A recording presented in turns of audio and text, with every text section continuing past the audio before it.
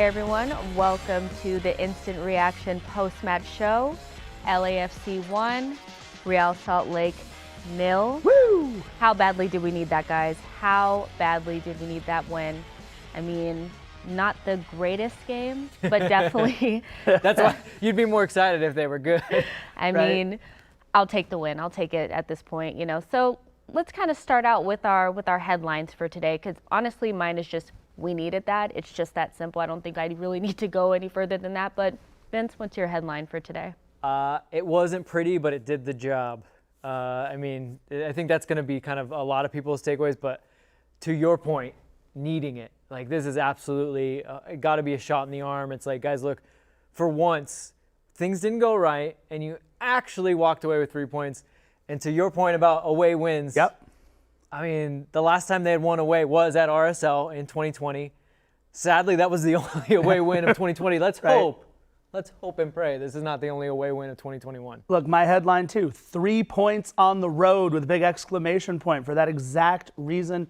This is a team that first couple of years in existence really played well on the road. It didn't matter where we played. And you saw, look, we travel well. We bring people there. It feels like home when we're there on the road. We just haven't been able to put it together for 3 points.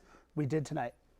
The sense of relief that I have, it was really brutal within the first 45 minutes. I would liken it to, passing Just the first 45? Well, hold on. Well, there was more than that, but I would liken this game to like passing a kidney stone. It was really brutal for a little while, and then all of a sudden that sense of relief knowing that uric acid buildup is gone. And Thomas Romero, talk about Thomas Romero with 4 saves on the day, another clean sheet for the rookie goalkeeper. Oh, thank God. Wait, can we go back to, how do you get a kidney stone again? And what is it? No, if you had uric acid on your LAFC bingo card, now would Hey, there you go, bingo. Alex Sale, please make that happen on the next bingo card. Philly saying uric acid. Oh, God. Why? I'm curious, though, before we get out of headlines, like everyone's take on why it was hard to watch. Like, Jess, what was your feeling about it? Honestly, I think we forgot how to pass the ball. That's what it looked like to me. I mean, the short, quick 1-2 passing that we were doing last season seems to have kind of dissipated. I'm not quite sure why. Maybe it's tactical. Maybe it's a little bit of a lack of confidence. But I don't know. What do you think? For me, we're so used to watching LAFC perform kind of from the midfield on, right? And it was our midfield today that really seemed out of sync for most of the match until Sifu comes in and until Kim Moon-Wan basically becomes another midfielder for us. It was our midfield that really felt like they were kind of out of touch with everything else. Yeah, let's be realistic here. The back line and the goalkeeper won the game. I know Absolutely. Sifu gets the goal, yeah, but the back line won this game. Absolutely. Because that disconnect between the midfield to forward line, I don't really even want to blame the forward line as much. They're getting zero service. Yep. No service whatsoever. I mean, transition is just not there. And, I guess we can kind of move into stock down and get the worst part of the show out of the way, but talking about the midfield, I would just say maybe my stock down is midfields that don't include Sifu. I just feel like he needs to be in there. The balance felt a lot better once he got into the game, and it's something that I think we need to maybe just keep as a staple moving forward, because without him, obviously we wouldn't have won the game because he got the goal, but the balance is just not there without him. So, Vince, what's your stock down? I'm going to go with my man Edward Atuesta, because his normally high standards were not anywhere near that today. To your point about not being able to make 5 and 10-yard passes, just simple, small passes, but not just that. It's something that Bob Bradley harps on him a lot. Too many touches. There were times where he got dispossessed because he's thinking, okay, I've got time to make 2, 3, 4, 5 touches.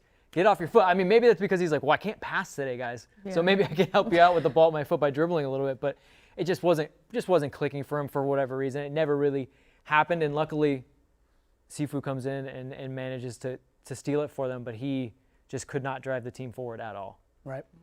Look, my stock down, even though, again, he hasn't done anything wrong in 3 matches now, and I don't think did much wrong before this, was Pablo Cisniega. Pablo is my stock down because by way of Thomas Romero. Dead giveaway for who my stock rising is going to be. Look, it's, again, we talked about this a little bit where we saw what happened with Tyler Miller once he gave up his starting position. We're seeing it right now with Pablo Cisniega through no fault of his own, Thomas Romero. So to me, stock down, unfortunately, is San Pablo.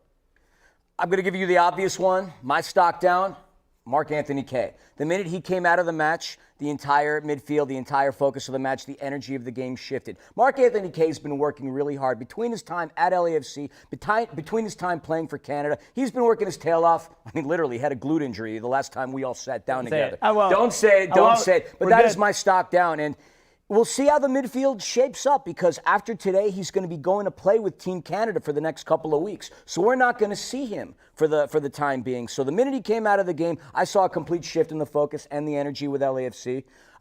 We call him the Canadian glory machine. I like Mark Anthony Kaye. But in terms of what I've seen over the past couple of weeks, he's my stock down. And Hey, by the way, don't let us out of this too soon, because I'm number one Mark Anthony Kaye fan.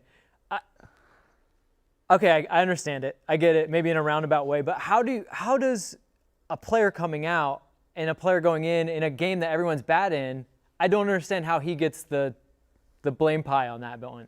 Well, because you took all the really good stock down ones, so he was all that I have left at the end of the day. I had to find somebody who people would agree with me because I didn't think he was that bad on the ball. I mean, no one was great on the ball. Nobody was great on the ball. I mean, the passing accuracy was lackluster. The possession was lackluster. But like you said it, a lot of the problems happened within the midfield. And within the midfield, you had Latif Blessing, who, still doing his Energizer Bunny things. Justifiably wrong, and I've said you can't do that. Right. Another player does something similar, they don't get hammered or killed the way he does. I just think that's the only reason why I put it out there, because I thought your reasoning was sound. They changed the dynamic of the midfield. They did some things. To your point, you're like, well, you guys took everyone else, and Mark is the one that came out. But my point is, if you had pulled Atuesta out and put Sifu in, I think we still get the same result. And it's just the midfield wasn't working. So I'm not sure if I can blame him for that, but I understand that. You guys, let's turn the page a little bit. We did win the game. Yeah. So let's talk stock rising. It's hard to look past Kim, isn't it? It really, really is. I mean, you could give it to Sifu. You could give it to maybe somebody else. I mean, you guys will let me know. But for me, stock rising has to be Kim being on the field, Kim, standing up and after he got fouled and looking like he wanted to fight. I mean, he was energy personified. I mean, we've been kind of looking for a reaction to some of the bad results, and he definitely had it. And I was telling you guys, maybe he needs to be further up the pitch, somewhere in the attacking positions. Maybe not the number 10 role, but Kim was absolutely outstanding today.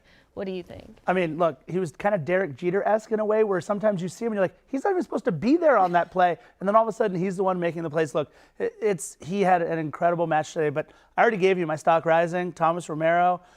Look, it's easy to say that the back line and the keeper won the game today, but did you see those saves? I mean, a couple of balls that diving save to his left. I mean, beautiful saves.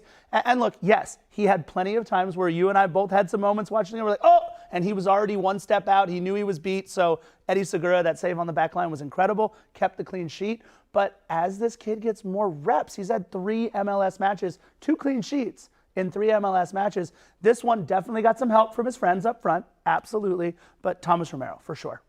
What do you think, Philly? I got to say, Kim Moon-Hwan, the thing that really impressed me the most is within the 82nd minute when he got fouled by Justin Glad, he got pushed, he came down, he showed a little bit of anger, a little bit of animosity. And if there's anything that I've learned from the movie Star Wars is your anger makes you strong. And we see something like that. A chip on a player's shoulder makes them more aggressive. I love that kind of emotion coming out of a player. To piggyback off of you, I wanted to say Thomas Romero as well. 4 saves, another clean sheet, but it was Eddie Segura who had the save of the day. Yep. Stock rising, though, if I'm going to have what I have left. Prior to this matchup, our leading scorers, we had Corey Baird with 3 goals. We had Diego Rossi with 3 goals. As a result of today, Jose Cifuentes, 3 goals. I was waiting for somebody to finally pick Sifu. We have 3 LAFC players that share the mantle of the leading scorers for the team. That is my stock rising, and he almost had a second one later on in the game. Nearly notched himself a brace. You guys have taken all the best ones. As a true host, you did a great job there just by taking Kim. And for all of our LAFC fans that like to make gifts, please get at Jacinho with that Kim Moon-Hwan gift. She needs that. She wants gift it in her life, jumping up for sure. So I got to go way off the board. I'm going to go Zach Abdel, who is the goalkeeper coach for LAFC. But look, for no fault of his own, Pablo has lost his job because Thomas Romero is very good. He's a very young keeper. man, technically sound. Like those saves that you're talking about, Yep. strong hands. He's been aggressive. That's something that I know from being at training that really Zach tries to hone in on. And it's a little bit difficult for Pablo because, and I've talked with him about it, I was like, I don't understand when you say like, it's tough for you to be aggressive. Why? And he talks about how the positioning and the way in Spain they're kind of taught to be shot stoppers and to really consider the angles and do more of that because it's almost like the cardinal sin is to get beaten on the play that Thomas Romero almost got beat on, is to be that goalkeeper that's not in their goal. If a goal goes in and you're not in your goal, oh man, you're going to hear it from the fans and the fan base. But no, Zach Abdel working these keepers, getting them to a level where I can't believe I'm saying this. This is the last thing I'm going to worry about for LAFC. Like I feel like the last 3 years, all we talked about was like who's the goalkeeper, what's going on with the goalkeeper. Literally a couple days before the season started, Kenneth Vermeer is gone, and we're like, oh no, really, what is going on with these goalkeepers? And now I'm like, dude, that's so far down on my list right now that I feel take joy and comfort. I'll go to sleep at night just thanking Zach Abdel because I don't have to think about it. So let me ask you that. We all thought that with Vermeer moving on, that it was Pablo's job to lose. What might have changed over the course of the first bunch of matches? And by the way, let me ask a second follow-up question. How do we find ourselves for the 4th straight year with a goalkeeper controversy at LAFC? I mean, picking goalkeepers is hard, man. It really is. Like, I mean, New England has Matt Turner, right? Like for years it was Raimondo or it was Tim Howard or what do we have to do to get that consistency back? well, I mean, think to your point. Think how many teams that they land on that guy and they're like, oh, please God, just stay here for forever. Right. We'll give you whatever you want. You're a hero, Nick Raimondo. You're a hero in this city. Here's the key to Salt Lake. You come here anytime. You get the suite. You do whatever you want. It's tough.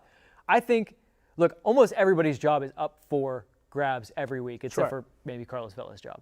But I think if I had to really put a finger on it, it's his feet. I mean, Thomas Romero with his feet is a much better distributor. And for a team like LAFC who, when the ball goes to the goalkeeper, they have to use their goalkeeper to recycle possession, you need to be on top of it. And Pablo has gotten better, but Romero is just that cut above, where he can shift his weight, take it on the back foot, switch sides, keep LAFC going, really recycle possession, and not slow them down. I mean, in a lot of ways, Thomas Romero was the best passer in this game, which is not great. But, he I think Max Bretos on the call, there was one time where Thomas had a clearance that he just put right at RSL. Other than that, I can't think of many balls that he gave right back to the other team. Right. I mean, we've said it before on a number of occasions that, Cisniega has been a good keeper, but the problem has been his inability to really, pass that ball. That's where Kenneth Vermeer stood out. Kenneth Vermeer, despite his decision-making, there was no question that man could pass the ball. Pablo Cisniega didn't necessarily have that. He worked on it. He got better. But Thomas Romero is showing that he's got some hustle behind the muscle of that calf. He does some really good stuff distributing the ball. The kid's athletic. The kid's young. He won a national title at Georgetown. I don't know how much that means to anybody out there. But, I mean, it is his job to lose. We live in this world of what have you done for me lately? And lately, Thomas Romero has been providing clean sheets. Yep. I like that you gave Thomas Romero a nickname of Hustle Behind the Muscle, which reminded me of the muscle from Brussels. Jean-Claude Van Damme. Jean-Claude Van Damme. Do you think he could do the splits? Goalkeepers, they got to do the kick saves. I think he can maybe. Oh, with the flexibility that they need, whether it's a soccer goalkeeper or whether it's a hockey goalkeeper, that man's got some flexibility. Yep. So I like hustle behind. Can we make it a thing? Hustle behind the muscle. Hustle behind the muscle. Let's go. Let's go, All Thomas right, you Romero. guys, I think we veered off wrap course it here. up. Okay. We did have a Jean-Claude Van Damme reference, Jess. Okay, we did our headlines, we did our stock risings and stock fallings, and ultimately we won the game. Hopefully we can take that to Austin. So on that, we're going to get out of here. By the way, Jess is undefeated as a host. We're showing the schedule for next That's why week she's coming back next up on the Wednesday. Screen. You Let's guys can go. see Tuesday, Wednesday, and Friday. You can meet us back here for more great content. Make sure that you subscribe to the channel so you don't miss another show. And that's it for us. We'll talk to you guys soon. Bye. Bye.